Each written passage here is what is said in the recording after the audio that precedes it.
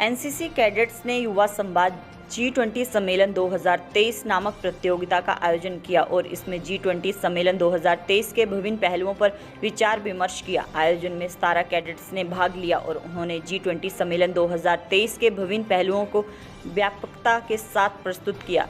इस समूह चर्चा का मुख्य उद्देश्य एनसीसी कैडेट्स को जागरूक करना था तथा इस चर्चा में यह भी बताया गया कि भारत और वैश्विक समुदाय के लिए G20 सम्मेलन की महत्वपूर्ण भूमिका और महत्व क्या है और इसके साथ ही छात्रों को विभिन्न विदेश नीतियों और उनके भारत पर प्रभाव के बारे में जागरूक करना था। सम्मान और प्रतियोगिता के उत्सव में सभी कैडेट्स ने अपने उत्साहपूर्ण भागीदारी से इस विषय पर अपनी भरपूर प्रतिबद्धता का परिणाम दिया। इस युवा संवाद प्रतियोगिता का ध्यान से पर्यवेक्षण करने वाले NCC care taker officer professor Anil Verma ने निम्नलिखित परिणामों की घोषणा की।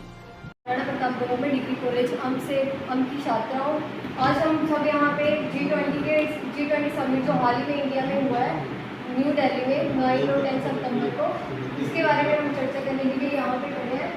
इसी पर ये जो समिट था ये 2021 में ही हो जाना था, पर हमारे प्राइम मिनिस्टर चाहते थे कि ये जो समिट है ये हमारे देश के जो 75वां आज़ादी का महोत्सव है उसका हिस्सा बने, इसलिए ये समिट 2022 में किया जाना था।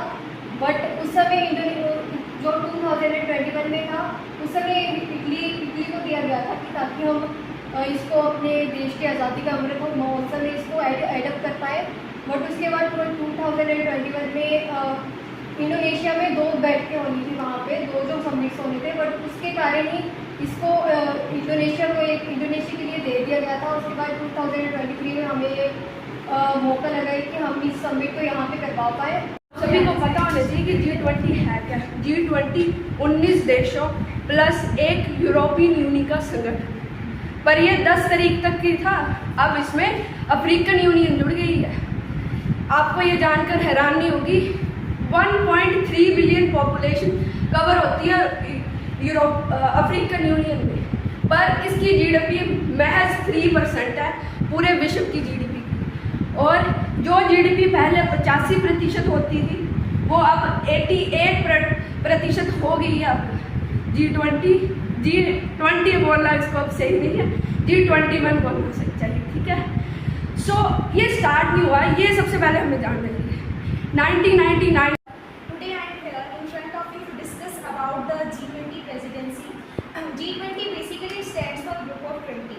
The journey, if I starts from the journey of G20, the first it starts from G6. G6 is the group of the countries in which all the presidencies countries with least amount and least economic depression and recession is facing are the countries which are included in G6. In this, the main reason of the depression of the economic space